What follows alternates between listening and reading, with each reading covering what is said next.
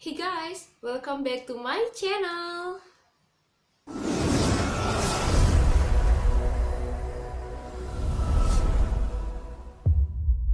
Oke guys, kali ini aku kembali lagi untuk pembahasan yang sama, yaitu membongkar DM kisah nyata horor part 3. Mohon maaf banget buat kalian yang kalau misalnya kalian kecewa karena mestinya aku update yang tentang kota Saranjana, tapi sayangnya aku masih harus wawancara orang-orang sana untuk mendapatkan info lebih detail. Jadi diharapkan kesabaran kalian untuk menanti karena aku akan segera upload videonya segera. Oke, aku udah kembali nih melihat DM-DM dari teman-teman kita semua, dari followersnya Nas. Kita bakal baca, dan ini saking banyaknya mungkin kita akan bagi menjadi beberapa part, tapi mungkin ini aku saring-saring aja. Jadi mungkin aku bakal bagi menjadi 2 part, jadi part 3 dan part 4. Nanti untuk part selanjutnya tergantung kalian. Kalau misalnya kalian masih pengen video ini terus berjalan, jadi kalian request untuk segera diadakan part selanjutnya. Oke, nggak usah lama-lama, ayo kita baca DM kisah nyata horor dari followers Nas. Oke, ini ada dari @imran.rosadi. Dulu, gue waktu SD, tepatnya malam minggu, gue sama teman-teman gue main polisi dan maling. Yaitu mainan zaman kita banget sih. Mungkin kalian yang seangkatan nih, kayaknya seangkatan. Jadi, pasti kita sering banget nih yang main kayak polisi-polisi maling-malingan gitu. Dan itu cukup lama, sekitar jam 10-an, permainan semakin seru. Dan di situ tim gue kedapatan jadi polisi. Udah sekian lama nyari, gue nyari-nyari di bawah kolong mobil. Dan di situ gue lihat kayak salah satu teman yang jadi maling. Dia melambaikan tangan ke gue. Pas gue samperin, ternyata di kolong mobil itu gak ada siapa-siapa. Pas gue bilang ke teman-teman gue yang lainnya, mereka itu heran. Soalnya yang gue lihat itu udah ketangkep awalan. Gue bingung, tadi yang ngelambain tangan siapa? Oh my god, so creepy. Ini serem sih kalau misalnya kita lagi main kayak gitu. Aduh. Tapi untungnya dia cuma ngelambain tangan. Kalau misalnya dia tak tahu ngapa-ngapain gitu, kayak ayo ikut aku ke sana. Tahu hilang. Nah, kan ada tuh ya kasus-kasus kayak anak-anak hilang yang gara-gara main yang ternyata dibawa pergi sama makhluk halus. Oke, next. Oke, ini dari @putrinur_baida. Assalamualaikum, waalaikumsalam. Kak, pengen cerita horor lagi setelah cerita di kolom komentar YouTube kakak. Ini ceritanya beda dari yang kemarin aku ceritain. Jadi tuh, waktu zaman sekolah, kan aku pernah nginap di sekolah. Karena aku ambil jurusan kecantikan rambut, disuruh nginap di sekolah. Karena pagi-pagi udah harus dandanin model buat acara di sekolah. Kan akhirnya aku nginap di sekolah sama beberapa temanku yang rumahnya jauh dari sekolah juga. Pas waktu jam 10, teman-teman aku ada yang udah siap-siap mau tidur. Ada juga yang masih main HP. Nah, pas jam 11 udah pada tidur semua. Cuma aku bertiga sama temanku yang gak bisa tidur. Pas jam 12 bunyi gamelan reok dong kak di sekolah. Oh my god, di sekolah itu jam 12 malam. Bunyi kayak gitu, oh my god. Setelah bunyinya berhenti, temen yang beda jurusan yang nginep juga di sekolah kesurupan kak. Pas kelar gituin dia yang kesurupan, jam 12:30 kan aku nggak bisa tidur sampai pagi. Jadi tuh emang yang aku ceritain ke kakak di WA, kalau sekolahku suka banyak kejadian yang begitu. Oke, dia juga sering cerita sama aku di WhatsApp gitu mengenai hal-hal yang pernah dia rasakan, hal-hal yang pernah terjadi di sekolahnya. Yang emang notabene sekolahnya itu kayaknya angker sih ya. Lanjut kita ke bawahnya. Pas aku mau tidur nih, kan aku tidur di ruang praktek aku kak, yang pintunya itu kaca. Jadi bisa ngeliat ke depan dong kalau ada sesuatu yang lewat. Baru aja rebahin badan, nengok ke arah pintu, ada yang lewat dong. Oh. Dan itu udah pasti demit, karena pakaiannya itu pakaian anak SMK zaman dulu kak, yang roknya pendek. Nah, itu yang aku lihat cuma kaki sama tangan berdarah. Semua baju, rok, lumur darah. Plus mukanya nutupin rambut. Aku sambil baca ayat Al-Quran. Ini aku juga sering banget ngeliat yang kayak gini waktu aku zaman sekolah sih. Jadi pakaiannya tuh kayak sekolah-sekolah zaman dulu gitu guys. Dan itu banyak kan keadaannya itu nggak bagus gitu. Aduh, merinding. Dan setelah itu aku coba muter badan ke arah kiri. Ada yang lagi duduk di meja rias praktek. Oh my god. Gegara itu jadi nggak tidur semalaman sampai jam 4 pagi aku nggak bisa tidur. Ini serem banget gitu pas noleh ke kiri gitu kan. Aduh. Ada yang duduk di meja rias praktek seolah-olah dandanin aku dong. Oh my god. Itu pengalaman yang menegangkan karena yang melek cuma aku doang. Teman-temanku semua pada tidur. Oke, ini ketika semuanya lagi pada tidur, kita doang yang bangun, kita sendirian bangun dan kita ngeliat hal-hal yang memang gak diduga. Itu kayak mau gimana nih, sama siapa nih sendirian. Oke, next. Dalam hati berkata gini, udah deh, masing-masing aja. Lu kalau mau duduk di meja rias duduk aja, tapi jangan nongolin kaki berlumur darah gitu dong. Cuci dulu kayak tuh kaki-kaki sambil bacaan ayat Al-Quran. Ini masih bisa ngebanyol ya nih orang, masih nyuruh cuci kaki. Yalah, tak tahu dia datang ke kamu, cuciin kakiku dong. Baru deh ngibrit dah tuh. Oke, next.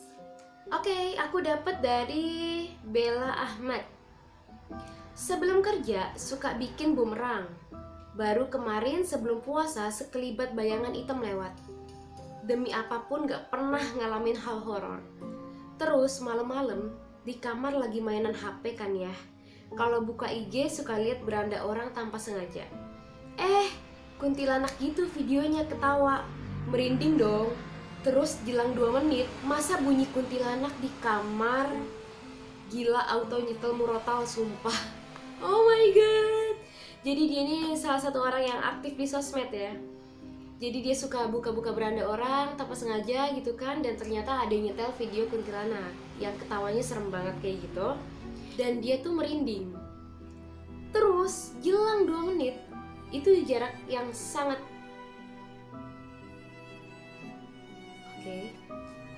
itu jarak yang sangat singkat ya. Terus dia ngerasa ada bunyi kuntilanak di kamar. Oh my god.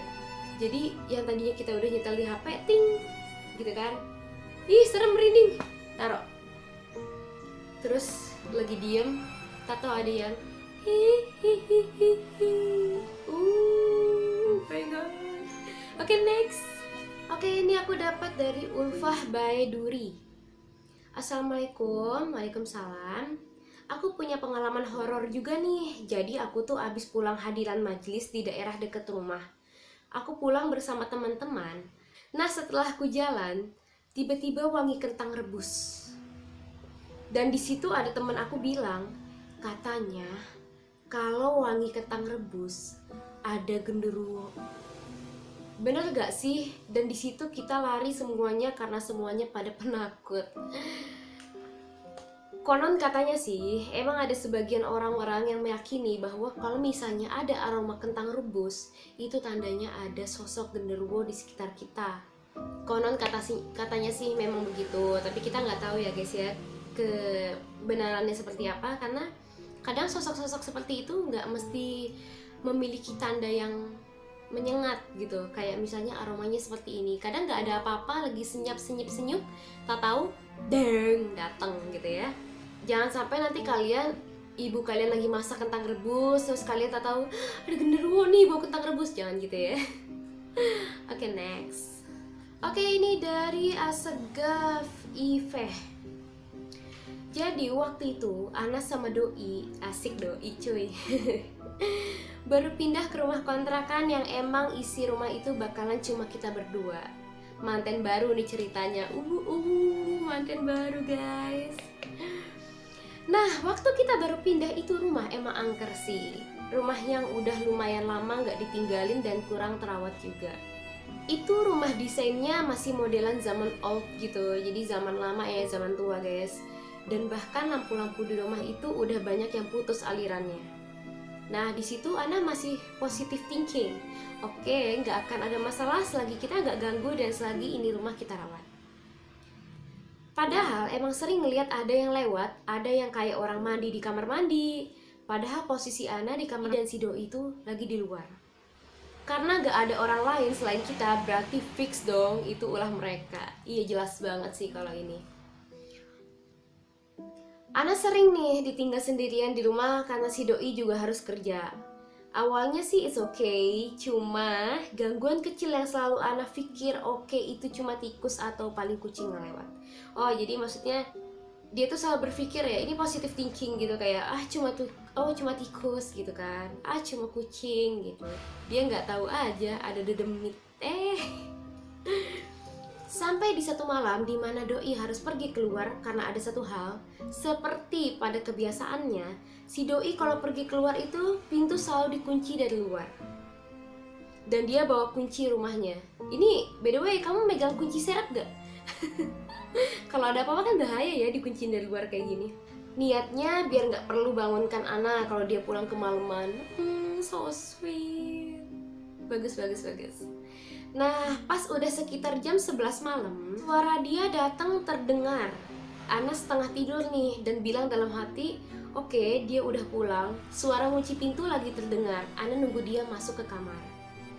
Aneh, kok nggak masuk kamar sih? Gak lama, ada suara si doi nyanyi sambil gitaran seperti kebiasaan dia. Oh, jadi doinya dia ini suka nyanyi sambil gitaran, guys. Sampai di situ Ana masih biasa aja, cuma agak marah karena ini udah malam, takut ganggu tetangga. Ana panggil dan suruh masuk, doi nggak respon sama sekali. Oh. Walhasil karena berisik, Ana putusin keluar buat lihat dan tegur. Ternyata pas Ana keluar, Ana baru dengar pagar dibuka dan suara motor dia yang baru datang. Oh, so creepy. Ana langsung mematung di situ. Gak tahu mau teriak atau gimana karena yang Ana dengar semuanya itu nyata banget. Sampai suara si doi pun nyata. Dan doi pun buka pintu kaget lihat Ana yang udah mematung, tapi air mata netes saking takutnya. Sejak saat itu, Ana lebih memilih ikut pergi daripada harus sendirian di rumah. Ini bener banget, mendingan ikut daripada diem di rumah yang horornya kayak gitu. Ini jadi dia tuh menyerupai suaminya sampai main gitar nyanyi.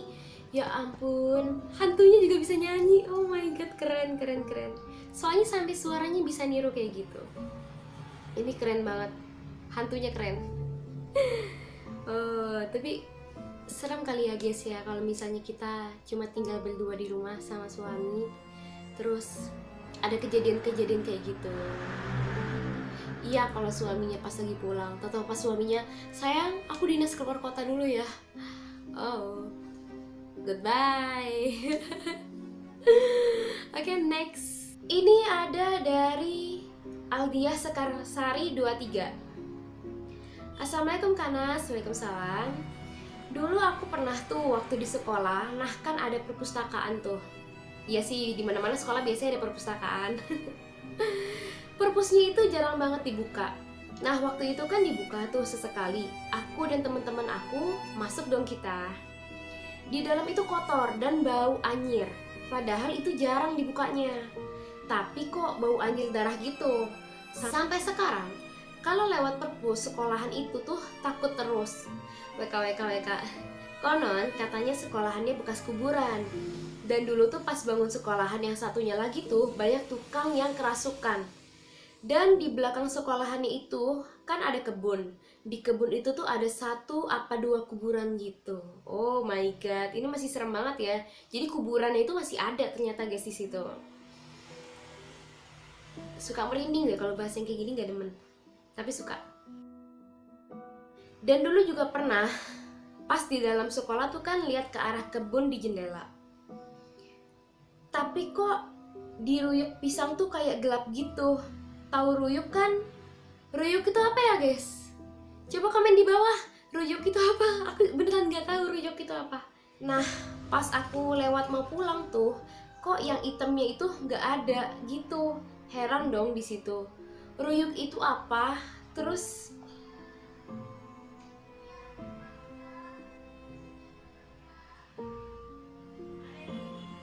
suara apaan barusan? Jadi guys, bahas tentang sekolahan nih. Aku juga kebetulan sekolah SD ya angker, SMP ya angker, SMA apalagi angkernya luar biasa. Jadi emang aku tuh kayaknya ditakdirkan di sekolah yang tempat angker-angker. So, kejadian di perpus yang paling sering aku rasa adalah ketika aku berada di SMP dan SD. Kalau di SD dulu, perpustakaan sama laboratorium IPA itu gabung guys, kalau aku dulu. Ya sekolah zaman dulu ya guys ya, maksudnya masih belum memadai banget, jadi ruangan itu nggak sekeren sekarang. Kalau sekarang itu udah kayak sekat-sekat semua gitu kan. Kalau dulu itu enggak guys. Kalau dulu itu semuanya tuh selagi masih bisa digabung dalam satu ruangan, why not gitu. Jadi sekolahan aku ini ada 3 sekolahan ketika aku SD. Jadi yang satunya itu konon katanya bekas rumah sakit, yang satunya bekas kebun, yang satunya bekas makam gitu. Nah, sekolah yang aku tempati ketika itu adalah di bagian yang rumah sakit. Jadi aku waktu SD itu tergolong orang yang introvert, yang tertutup. Jadi aku tuh lebih senang membaca buku daripada aku harus main sama teman-teman. Sok tua banget sumpah. Jadi ketika itu singkat cerita, aku ini punya temen yang sama-sama suka ke perpus. Jadi emang selalu, walaupun udah dibersihkan perpustakaan itu, pasti tengkorak. Di situ ada tengkorak yang buat anak lab itu pasti dalam keadaan yang dekil, kayak ada sarang-sarang di bagian rahang dan segala macam, kayak nggak pernah diurus. Dan juga setiap ngambil buku, tek, itu pasti debu itu, wah bener-bener deh. Apalagi kalau pagi itu kan matahari pagi masuk tuh ke dalam situ, jadi kayak jelas banget gitu, kayak debu-debu yang berserakan gitu tuh semakin jelas gitu. Dan di situ aku selalu punya teman, dia tuh selalu duduk di depan aku, tapi mukanya flat banget, datar banget. Dia pasti ngeliatin aku.